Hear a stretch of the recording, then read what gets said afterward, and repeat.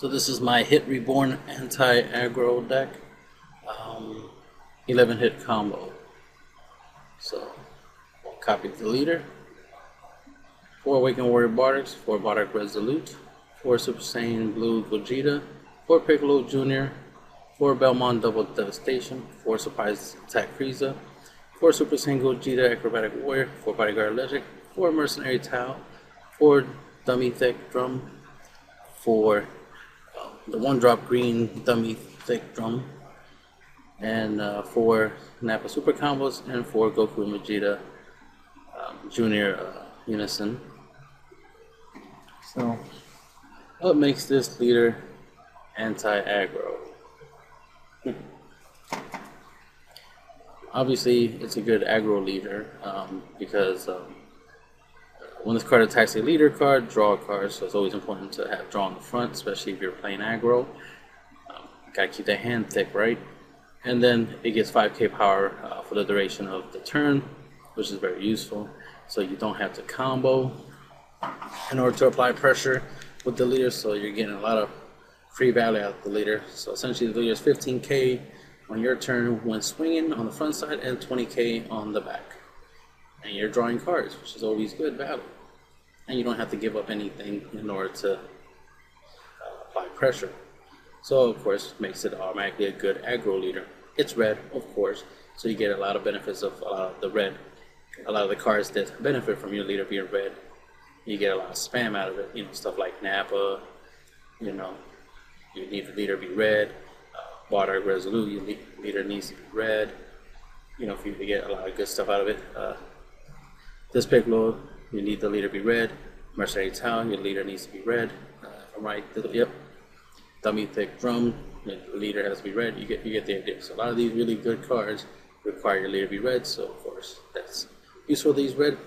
When you have 4 less life, draw a card and untap one of your energy and switch it to active mode, which is alright. Maybe, you know, drawing 2, untapping 2 is always better, but take what you can. When this card, you know, of course, on the Awakened side, auto, when this card attacks, draw a card. This card gets 5k power for the duration of the turn. Then choose up to one of your skillless battle cards in your drop area with an energy cost 2 or less and play it. Ironically, I forgot this effect. But ironically, I do play a skillless, so you are still getting something out of it. It would have been cool to put like a 20k 2-drop skillless in here, but you know, I did forget that effect. But good thing I have a skillless, so there's synergy there. So that's nice. This is good to get extra pluses. So it's essentially free combo power right there, or just an extra attacker you can try to go for game. Because you can swing with the leader, right? The leader will be 20k. Bring back the skillless. You swing with those skillless. Combo with Nappa, and they got 20k. And then Nappa hits the field. And then you can swing with Nappa, combo into it, and get three attacks off of just starting swinging with your leader, right? So those are some types of plays you can do, obviously. So that's really good. And then he has an active main / active battle. Once per turn, choose one card in your hand and place it into a drop area. Choose up to one of your opponent's battle cards with double strike, critical, or blocker, and KO it. So what makes this anti-aggro is the fact that the double strike part mostly, but the critical also comes in handy in case something has like triple strike with crit, for example. Then good thing this does crit. Or if something has triple strike and blocker, let's say, or quadruple blocker, or quadruple crit, the fact that this does count crit as well, or blocker as well, comes in handy. But double strike is more common. Triple strike is the second most common amount of thing you have to worry about when it comes to damage. But critical and double strike and blocker, these are 3 things you definitely have to deal with, plus 3 things you should be having in your deck. So if you're playing aggro or playing this game at all, you should have double strike, critical, and blockers in your decks, obviously. And this is nice that this covers those 3 different things. But mainly what tends to happen on average is your opponent is going to try to double strike you for game, right? So that's why this being an active battle that you can use to defend yourself is very useful. Unless they make a rule where it's like, oh no, you can't use this on your opponent's turn. Well, that'd be a lot of bull, a lot of bullshit if you can't use this on your opponent's turn. So the idea is to use this on your opponent's turn. So this can this can give you an extra turn. You know, you can think of it as a time walk. So that's the idea of anti-aggro. It's if your opponent, you know, comes at you hard and deals you a lot of damage in a single turn, you know, once you hit 4 or less life, you can awaken, and then, you know, try to survive that turn using your leader and cards from your hands. You know, combo. You know, do what you can to try to survive the turn. But the fact that the leader can help with the defense, help with, you know, give you a chance to get an extra turn is very important, especially if you're playing competitive. So that's why it's anti-aggro. Plus, this has this. It's obviously it's an aggro deck. It has its own capability of going all in and going wide on your opponent. I will be showing the combo after this video, but everything here obviously is self-explanatory. I've used a lot of these cards before. Not much here to say, except in order to play Dummy Thick Drum, you're gonna have to deal burn damage, and the only burn damage in the deck at the moment is Piccolo Jr. He has Alliance, and that's how you'll trigger his the burn ability. If your leader card is red, this card gains power equal to the total power of the cards switched to rest mode by this skill. But for the battle, draw 2 cards, which is very useful, you know, especially in an aggro deck. You want to keep that hand thick. And if your opponent has 3 or more life, deal 1 damage. So this can help you get your opponent down to 2 life. And he's double strike, so, you know, it can get you there into the kill range to finish your opponent off. The fact that he does deal 1 damage and he's a battle card, that will let you trigger a drum. And you pitch your card from your hand in order to play drum. And drum is 15k double strike with unique. So the fact that this is already double striking and this is already dealing damage, and that this hits the field because of that, you got 2 double strikers right there. Obviously this will be the strongest because of the whole alliance thing. But it's always good to have a backup attack in case for some reason this one fails. This one should not fail that much. This one should be very strong.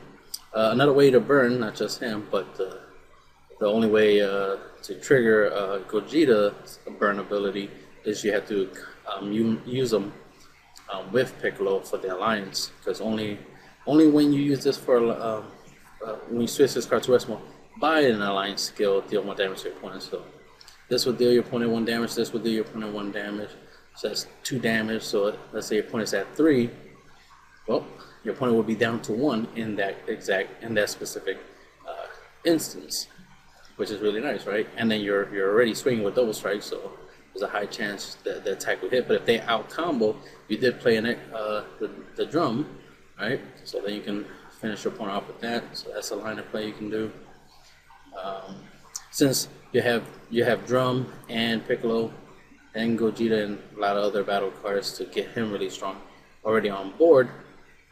If your opponent for some reason was able to survive this attack and then this attack, if you have a Belmont or Awakening Warrior Bardock, you can combo those 2 because you use Belmont to send your battle cards to the drop area to play him, and since you're filling up the drop area with battle cards, you can overwhelm and then have another double strike attempt at finish your opponent off plus a blocker. And the fact that this can let you, since it's a 20k blocker, and the fact that you can send 3 battle cards to play it, and this can happen more than once, so the activation not once per turn. So if you happen to have 6 battle cards and 2 of these in your hands, then you can send all 6 to the drop and play 2 of these, and you have 2 blockers to help further increase your chances of survival, along with the leader active battle ability plus awakening and all that good stuff to further increase your chances of surviving you know, the turn after you already try to go all in, but then your opponent survives, so now it's your turn to try to survive, right? So yeah, So yeah, make sure you have some type of defense. But the fact that your defense can also be offense, because if you have two Belmonts and your opponent only has one life, you could try to go for game, especially when you have a hit. You have a higher chance of survival with him. You have an 80% chance of surviving. For another turn to swing again. So let's see. Not much else to explain. Everything else, it's just self-explanatory. And that'll be the end of the video.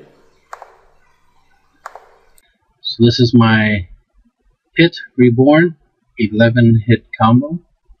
So if my opponent goes first, they play a battle card. I go second, I draw a card.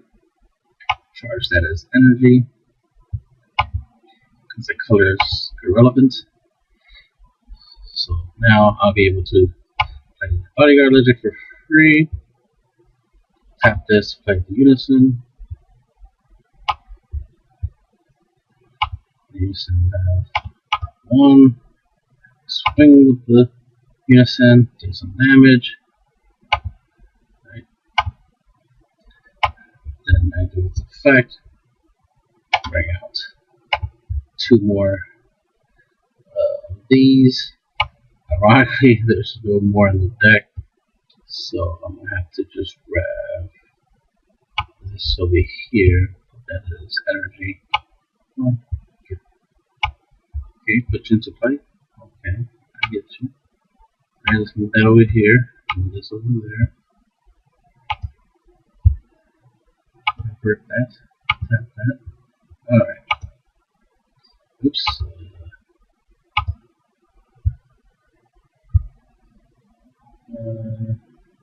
Revert. Alright. So you get your two skillless battle cards. Attack. Attack. So that'd be 3 damage right there. Then you can swing with Bodyguard Legends, that's 4 damage. Let's see, no, you don't want to do that first. Untap that first. 2-3 damage, so your opponent is currently at 5.